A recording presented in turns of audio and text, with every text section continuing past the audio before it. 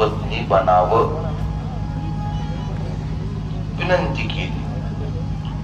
तस्मात् त्वमेव रूपेण भावस्य हर मोहिनी सूता भूत्वा च दक्षस्य रुद्रपत्नी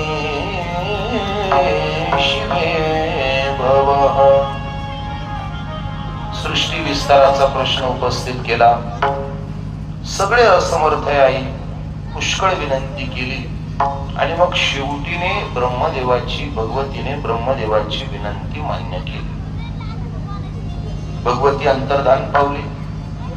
पण आता भगवती दक्षाच्या उदरी दक्षाच्या पोटी त्याच्या कुळात जन्माला यावी म्हणून दक्षाची सुद्धा कुळाचं पवित्र झालं पाहिजे. एक गोष्ट इथे एक अधोरेखित करायची आहे.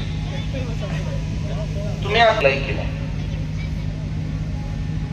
देवाचा कोणताही अवतार होणार असो किंवा भगवतीचा कोणताही अवतार होणार असो किंवा संतांचा कोणताही अवतार होणार असो, ज्यांच्या पोटी देव देवी संत अवतार घेतात ना, तुम्ही कधीही पहा अगोदर त्यांना तप करावं लागतं.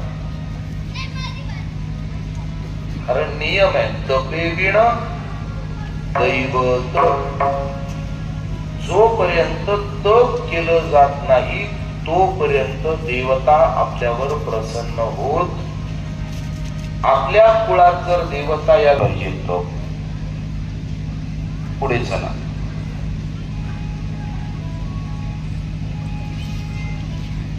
तीन 3000 वर्षापर्यंत तप केलं आणि 3000 वर्षाने तप कठोर होत गेलं.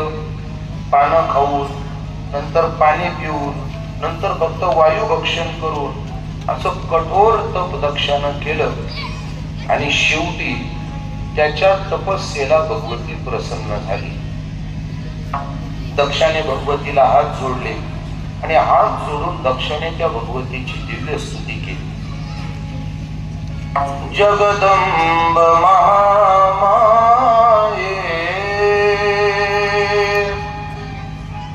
जगदीशे महेश्वरी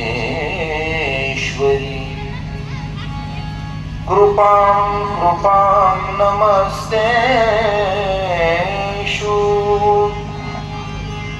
दर्शितं